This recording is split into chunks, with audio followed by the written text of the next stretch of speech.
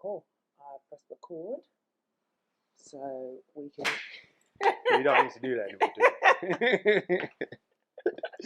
That's going to be like the starting routine. Like, let's go. My little pillow. Yeah, Hi, friend. nice. Get swayed at the back in case anyone's interested. Fancy. Fancy. Cool. Right. I have to keep remembering that whilst we're doing this for camera, but also actually the audio is important. So I still have to do the intro, even if I'm like, why? So,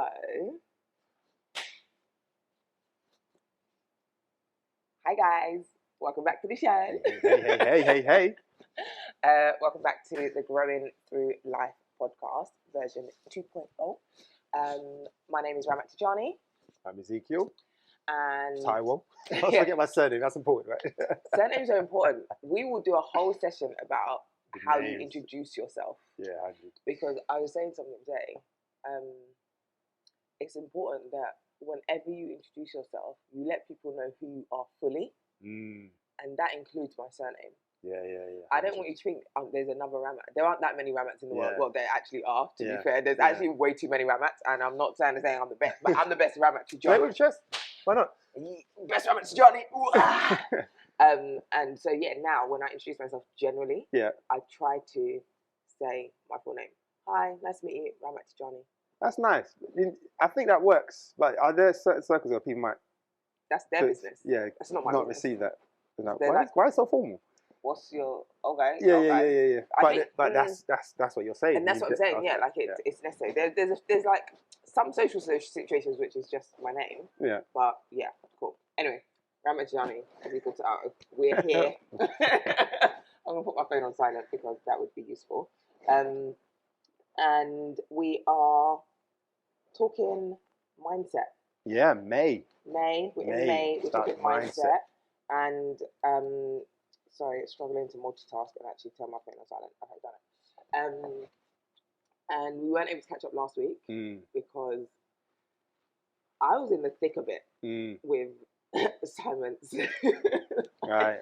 Yeah. I'm doing these assignments for my masters. I had 3 assignments due. Jeez. I did the first one. All right. Then the last 2. One was 5,000 words, one was 3,000 words, and I was like, you know, asked me to write books that no one else is going to read. I don't remember the last one I wrote. Literally, wrote outside of an email more than 500 words. Yeah, it's 5,000. Wow. I was literally I keep saying to people, I remember when I did my first degree, and they were like, oh yeah, you know, do a dissertation, it's 10,000 words, or you can take 2 extra modules. I was like, give me the extra modules. Who am I writing a book for? Like that no one else will read. At this time it's slightly different. So I was a little stressed with trying to get that done, hit those deadlines, and also started a new role. So it was a bit like I need to manage the 2. So I was like, start of May. Yeah, sorry, Zeke, but we're not going to do this. No, it's not. I mean, don't apologize because, as you know, it would have to be remote. I was away, out and about, living life, doing a little bit. No, I hear that though. You know, but how did you go? How did you manage it? You got it done. So what was the process? Let me put my glasses on. I'm gonna read something for you guys because Professor's arrived. Professor Tijane. Can you imagine? My old professor from my first degree sent me a message on LinkedIn. Hi Rama, I see you're doing great things. I've got a fully funded PhD available. If you're interested, I was like, sir. Abundance. That's what I'm saying. But I said, but that comes. You just start batting stuff. Like, thank you for that. Thank you. Like, I appreciate it. Like, with my full chest and my full heart, I absolutely appreciate it. However, I'm doing this master's and I'm about to start a new role. I haven't updated my LinkedIn. I need to do that today. So I'm taking it. Someone needs to give me an honorary PhD. I can't be doing PhDs are That's the real like it was mad. Anyway, so what I wanted to read to you is the blurbage that goes with May for the inspiration box. So I'm going to read it out loud. So May is about mindset. The tagline as such is, first we nourish our minds, then we do the things. The thing that has propelled you through the year and life thus far, mindset. You can have all the ideas, all the plans and the goals, but if you don't work on your mindset, you're going to have a really difficult time pulling it all into action and seeing it through. This month, we nurture our minds, the things that gives life and legs to our ideas, dreams and desires. We need to routinely give back to and nourish that which we ask so much of. That's our mind, right? So this month, we do just that. Let's dive in. That's everything. It's so true. This is it. So when I think about how I got through the last week, I would say, or last 10 days, it was a mindset shift. I literally had to say to myself, Ramat, you have a deadline which has been imposed by uni, whether you like it or not, like it's here. It so happens that you started this new job a week or 2 weeks beforehand, and this job is like a big deal. So I'm coming in, I want to show them that I can do it, but also I want to take the time to settle, but I have to do my work. Amongst all that, I also needed to take a quick trip to Berlin for a day to do some stuff. So it was just a lot. And I had to think about what it is the ultimate goal is when it comes to this master's. So someone asked me, what do you really want from this master's? Are you doing this master's to gain the learnings that can enhance you as an individual and whatever? Or are you doing this master's for the grade? I'm not going to lie. Listen, when I was at school, I was a real good student. Like, I came out with my GCSEs, 6 A's and 4 B's. Jeez. I did very well. So, yeah, the grades kind of have been a thing that I've always strived for, right? But that's been something that's been ingrained in me by probably like family, right? My mum and dad. I'm not coming home to mum and dad and being like, oh, I failed something. But now I will gladly go to my dad and be like, right, it didn't happen. I didn't do so well, but I did take these learnings from it, and this is what I'm doing. So when I was asked that question, I had to, it really kind of knocks me for 6. I was like, sugar. The learnings, man. And I'm loving the learning. I'm absolutely loving it. So if I do this assignment or I don't do this assignment and I don't get the grades, it's not 100% okay. But I will be okay. It's not the end of the world. I still have the learnings that no one can take away from me. Exactly. So, you know, these grades are like external validation, if I'm being completely honest, right? No, absolutely. And I love that, man. Absolutely love that. And I can speak to an experience, you know, a shift in my mindset, which I probably wasn't as conscious about. But now that you just sort of framed it, and we're talking about, you know, have all the ideas and ambitions, but if you don't, you know, if you don't nourish where that's coming from, you don't set where that's coming from in the right sort of map, then, you know, it's a lot more challenging. And a shift that I made a little while back is, I'm in sales, right, which can be high pressured, right, and we work against targets and performance goals. But then I looked at that word performance. I remember saying this. Yeah, if I said it, right? Not on here. I don't think he said. He hasn't told you guys. Oh, yeah. Exactly. I remember when you told me this. I was like, Right? It's that word performance. And when you think about performance, it's defined by others. Yeah. You know, it's a target, it's a grade, it's a salary, it's how many kids, it's a car. Whatever we put so much mind to performing against other determined standards, and then we put that pressure on ourselves. So the mind shift that I switched to was, for me, performance is not hitting that target. Performance for me is how I approach that target. Yeah. And so it's like, the success for me is in the effort I put in towards Absolutely. trying to achieve a goal. Because from that effort, I can discern if I don't hit a target, it's not a lack. It's not failure for me. It's just didn't hit that target. Yeah. You know, and then I can process the journey and learn. Okay, what do I need to do next? Why did I not hit that target? I think, and to frame it against sort of the grades analogy, or not analogy, your experience. It's, say we land on a grade, and then it wasn't the grade that we wanted. If we're thinking, how did I not? If you're not aware as to how you didn't get that grade and you didn't learn from, then I'd say that is a lack of performance. Yeah. Because truly, if I don't hit a target, I always need to know why I did not hit that target and how I will hit my next target. Yeah. And that is only from being focused on what I'm doing and the effort I'm putting in and the input I'm putting in, right? And it was triggered by a quote. I don't know where I heard it or who said it. Yeah. But it's, to perform is to act. Yeah. You know? Yeah. It's not to do it right. It's not to do it like this. It's not to do it at this standard. It's to act. Yeah. Performance is to say, this is what I wanted to achieve, and then just act in doing it. And that's when you're performing. Yeah. You know, so it's kind of bottom line that I love how you framed it, in a sense. Success is not the grade, because that's determined by someone else, and they'll be defined by someone else's opinion outside validation. Success and performance is getting this learning. Yeah. And then from that you can do, that's a great, cool, great. But I've got what I need. So exactly. You know. Exactly. I've grown from that. So that's without a doubt. And it's kind of how I've kind of got through it. Like, I had to shut out like all the other voices in the room, and you know, like, we've got a WhatsApp group which is great for like the course, and everyone's in there. But I, from very early on, was like, I'm gonna mute the group.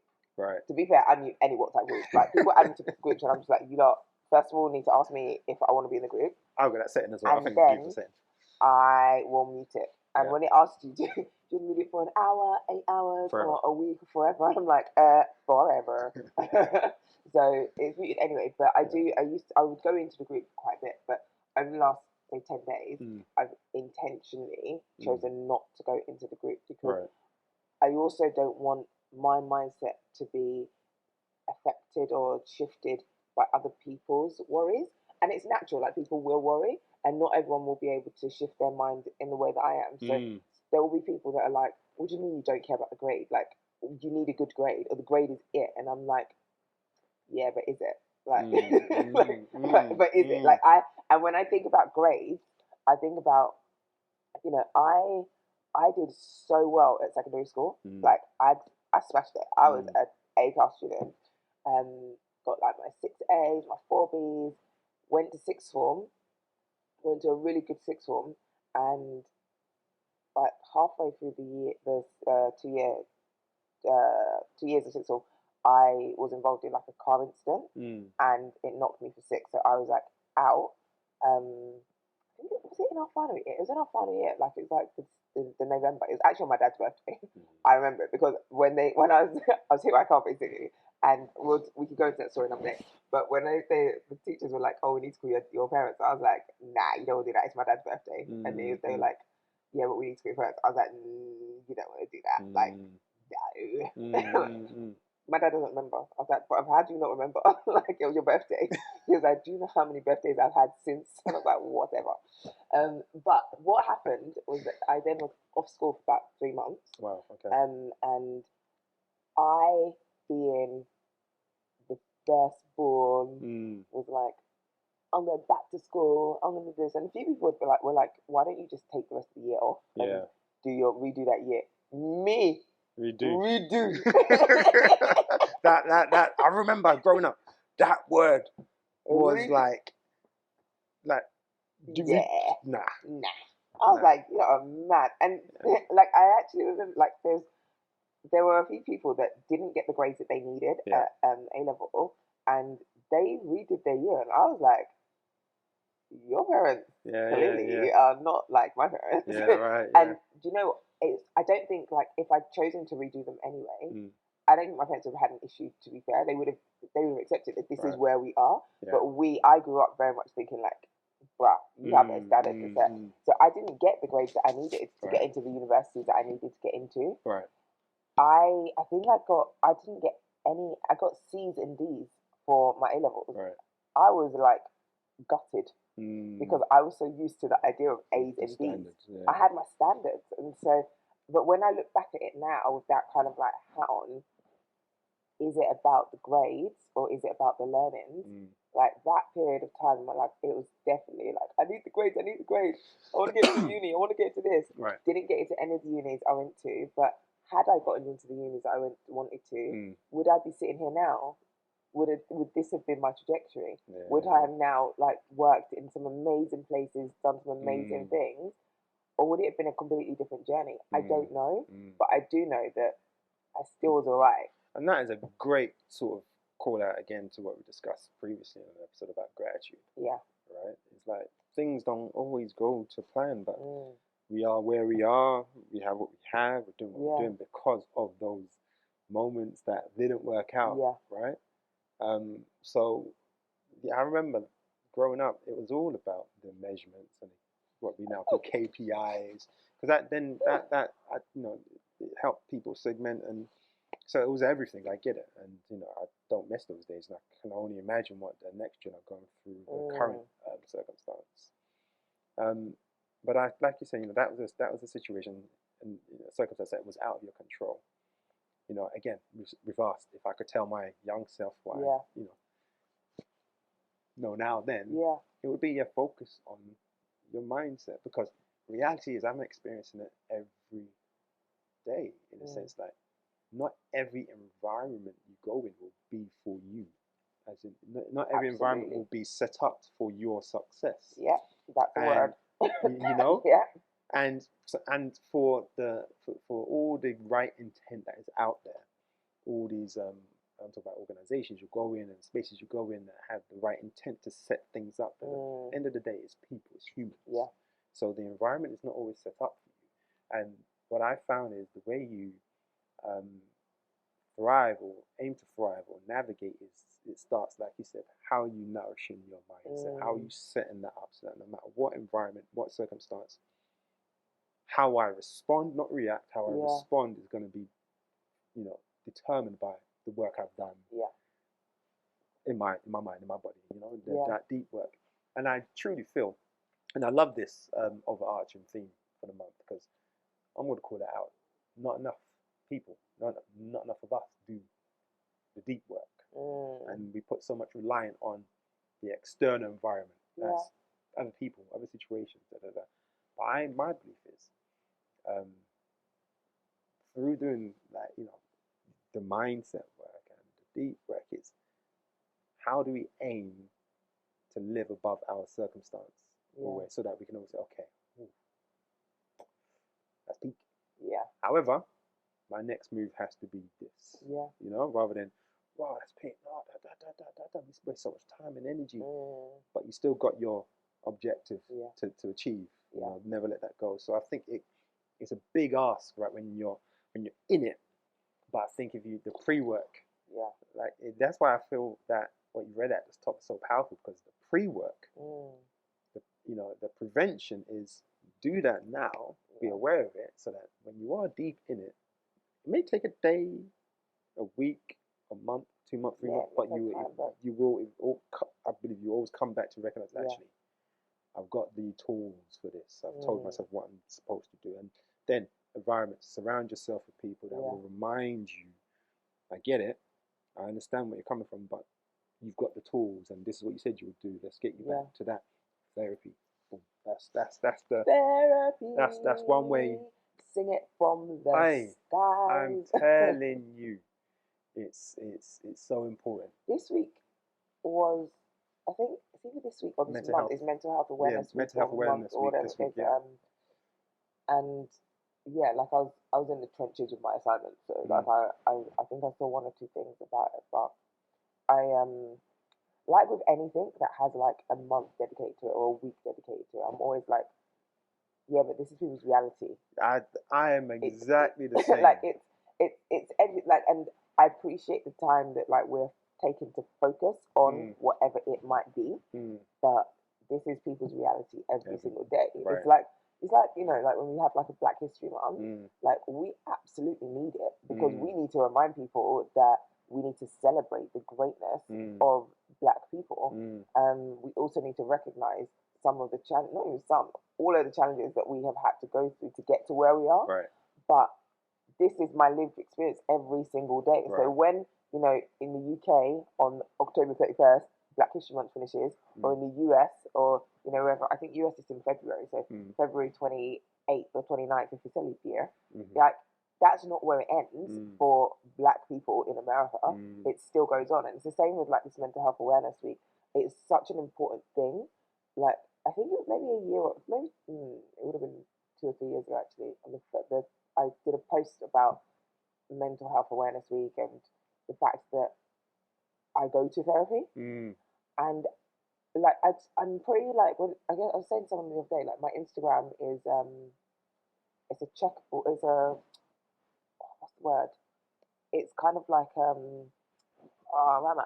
think. It's a place where I go place memories for me to go back to. Right. Like, I love going back through my Instagram feed. Like, my feed is sick.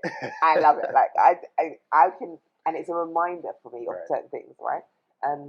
So I remember a couple of years ago, I posted something about it being Mental Health Awareness Week, and the fact that like I'm in therapy and therapy's great, and it's just taking me to places that I didn't know I needed. I had so many people reach out to me, like privately, some in the comments, but some privately, either saying like thanks for like for sharing that, like never would have guessed, and secondly, who's your therapist, or how can I get how do I get into this? How do I start this journey? And I was like, oh, because you forget, like when you're in it, you sometimes forget everyone else is not in it. And the same with like when I left my role, my last role, I sent a letter, leave an email saying, peeps, like I love it here, but it's not conducive to my mental health at the moment. Right. It's not helping with my PTSD. It's like very attached to the passing of my mum, and so as much as I love it here, I'm gonna have to step away and take time out. And again, I got so many responses, and I said to them, like, if it hadn't been for therapy, you'd have been getting this email a good year ago. Yeah, right, and again, I got the same response. People were just like, thanks for sharing, but then also thanks for letting us know that like these things are available. Like, these people don't recognize it's available. So when it comes to things like therapy or, you know, your mental health, I will never stop beating that drum, because there will always be someone who hasn't heard that message, and that's okay. Like, if now's the time that you're having to hear it for the first time, that your mental health is important, and you need to at times step outside of your core group to get external help, I will tell you. I will keep it, whether it's therapy. Some people, it might not need to be therapy. It might need to be just coaching of some sort. You know, and for some people it's like your friend, like talk to your good friend. But whatever it is, our mental health, that thing is important. Absolutely, and this is why, you know, I'm like you said, or as you said, these sort of months or weeks, and I'm always like, cool, it's good. It puts, you know, it does raise awareness, but I'm always like, what's the impact? You know, so no, I completely agree. It is saddening when, you know, you say you consider therapy or coaching or mentorship, whatever it might be, or do you even talk? You're like, no, I don't really know where to start.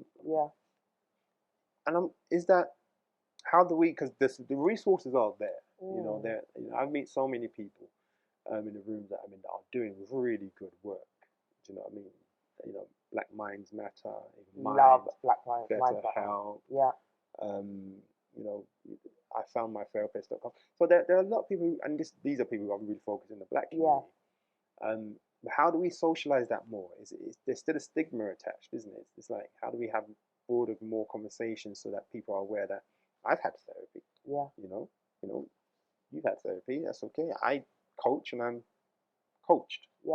You know, exactly. it's just the no. For me, I'll take that back. It's not normal. It's become so commonplace for me to just accept outside counsel when I need it and when I'm asked for it to give it. You know, it's just my way, because we are these individuals, and sometimes we walk these silo paths and be like, I've got to get it done myself. These are my opinions. Yeah. But actually, I've realized, I'm going to save my energy for like when I'm resting and calm and I'm enjoying myself. If I really need to go hard at a task, this is what I've got. Who else can?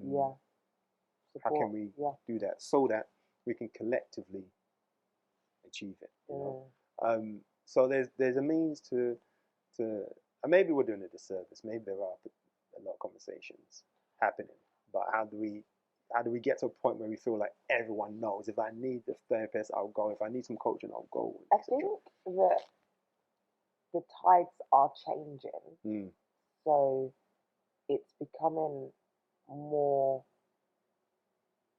quote unquote normal to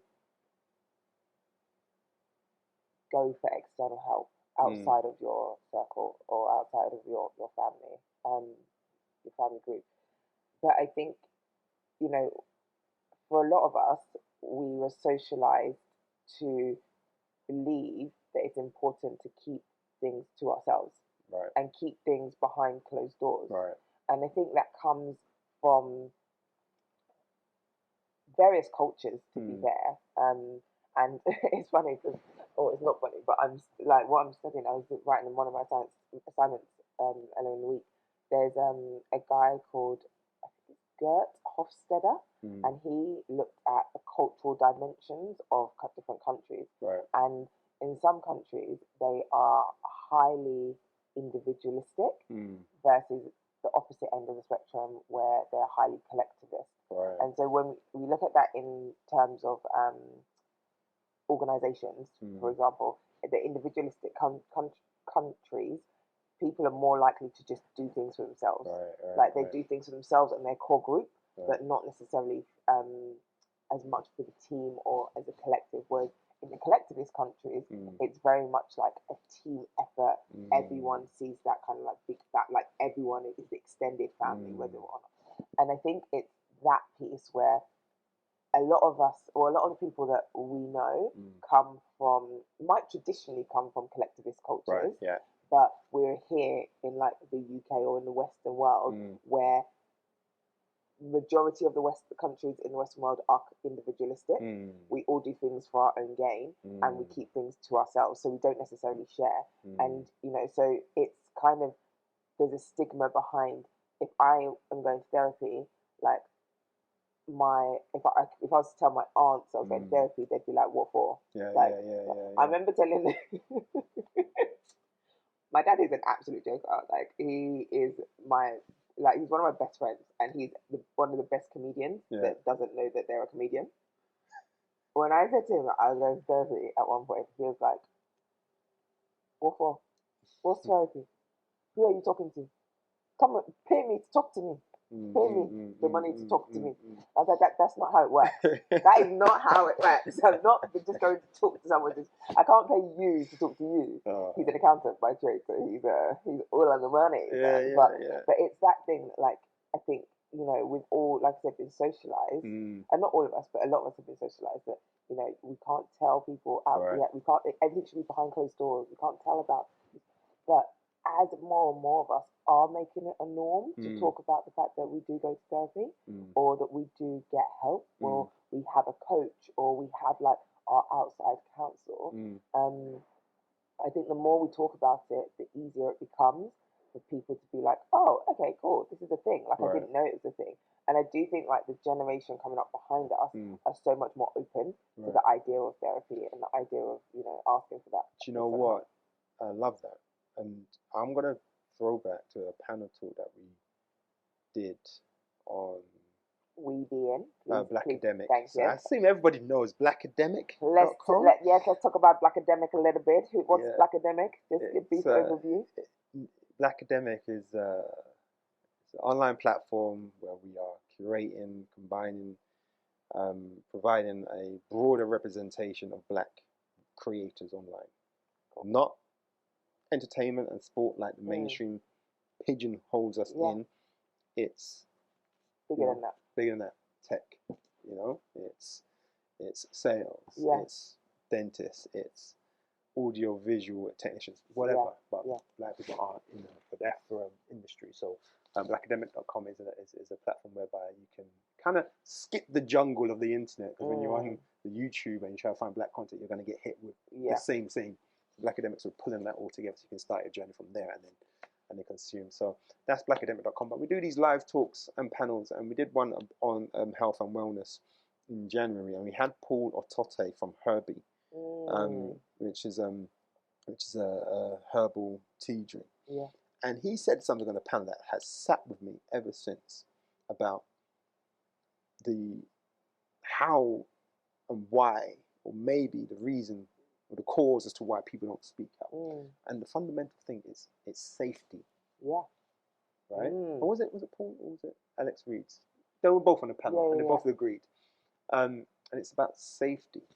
Right? And I feel like that's what we pay therapists for, safety. And when we say therapy, I guess we can look at the etymology of that as well. Because I know this I'm sitting opposite a professor.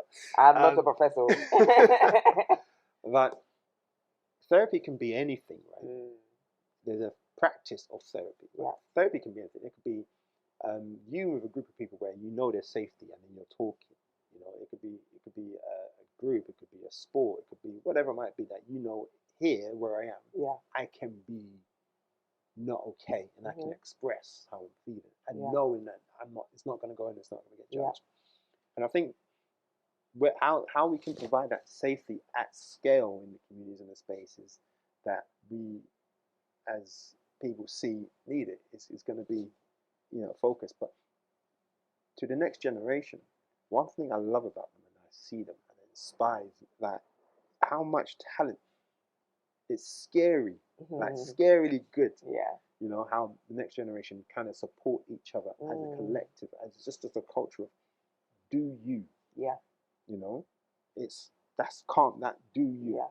And there's this sort of collective understanding and agreement to a degree, it's not everywhere, that if you're going through certain things, there's a space, there's a tribe for you. Yeah. And that knowledge, for some people that might not be feeling right, they'll know I can put this out, and then I know someone's gonna allow it, and that's that safety. Yeah. Throw back to our time, right? I believe, in my experience anyway, if you talk in a certain way or say you're talking kind of crazy, bro, like you're right, and that shuns you down. So I feel that it's really warming to see that.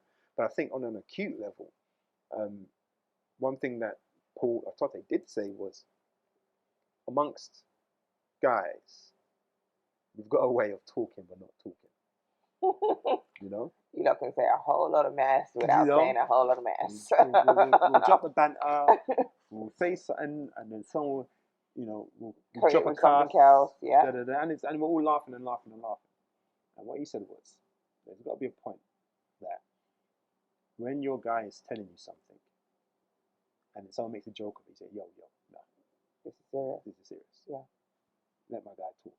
Yeah. And that's that safety.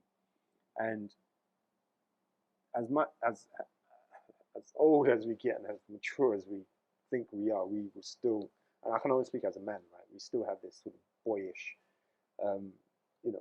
got to make it, got to be balanced. But sometimes within your core guy groups, I think a step change could be, let's create a time, a space, or a day in a month whereby close circle. Yeah. How's everyone doing? This is no jokes. Yeah. Just speak your mind. Yeah. And not to fix anything. No. Just need to know what you're dealing with, and then we can adjust that. And then the next meeting, let's go back to a jokey. Yeah. I think that'll have a big impact. So I love this, and it's making me think about perhaps what we can talk about on the next episode. So when we think about the safety element, right, what we're talking about is psychological safety. Yes, absolutely. And it's something that's existed, but we can talk about it in a bit more detail because I had to write about it in my assignment. Mic is hiding. Oh, can you imagine if you haven't heard the whole thing that I've said because my mic just... It's fine. I said some important stuff just in case you didn't hear anything. But yeah, we can. I think two things that came up as you were saying. I think let's dig deeper into like psychological safety, what it is, and how different environments can help to foster it. And then let's dig deeper into active listening. Because I think that is the thing when it comes to listening to others. We're often listening ready to respond rather than actually stopping to listen to what people have actually said. To understand. Yeah. And so, there's a few like things that you can do and a few interventions that you can have to kind of like get yourself in a space where you can actively listen better. And the same with psychological safety, like how you can provide that space within different groups or even within work. Like, and that's the thing, because that's what my assignment was about ultimately. Usually organizations don't provide spaces for people to just be themselves. And so you don't feel safe enough to just be yourself because, if I'm really me, what's boss man over there going to say? Yeah. If I'm really me, is my friend over there going to understand it? Yeah. But should it matter if they're going to understand it, or should there be that element of empathy where, regardless of whether they understand it or not, they're still going to give you the space to do what you've got to do, and it's not going to harm me at work and my career trajectory. There's no retaliation, none of that nonsense. Exactly. So yeah, let's definitely dive deeper into that next. I love that. Week. Love that. I'm excited Sounds for good. that. Cool. Here's to hoping this was all caught. Can you imagine? I'll be very unimpressed, and I will still put out the podcast with like me at the very end. Yeah, I'll do a piece at the beginning, being like, listen to the end. I promise I'll come back. But as usual, this has been great. Yeah, man, it's amazing. Yeah, glad that we're doing this. I'm done with assignments, so well, for now. Then July, August is another story. But this is gonna come back into like my core. Let's upload stuff and get stuff out there. So boom. That's a treat. You're going to have like a binge listening session. Can you imagine? You know what I'm saying? Can you imagine? But no, all Excellent. good. Amazing. So in terms of next time, we'll dig into psychological safety a bit and active listening, maybe a bit of empathy. In terms of takeaways, I am taking away the fact that, or the reminder that mindset is important. The last few weeks have reminded me that our mindset matters. Right. So, 100. Yeah, definitely taking that away. What about yourself? Yeah, no, very similar. It's, trust in the process when you're doing that. You may feel like, why am I try and meditate as often as I can. And sometimes I'm like, no, I don't need to meditate today. Everything's fine. Things are good. It's a sunny weather in my head. But trust that process because you're working a muscle or a habit. Absolutely. So that when it does pop off, that's why I did like 7 days straight last week. Do you know what I mean? So it's trusting that process and really, really doubling down on those habits which are nourishing our minds because it's an investment. 100%. Absolutely. Cool. Loved it. Thanks for joining, everyone. Until next time, over and out. Have a good week. A-Town down. All that good jazz. A-Town, yeah. A-Town down. I used to literally be like, peace out. A-Town down. And I'm like, Ramat, shut up.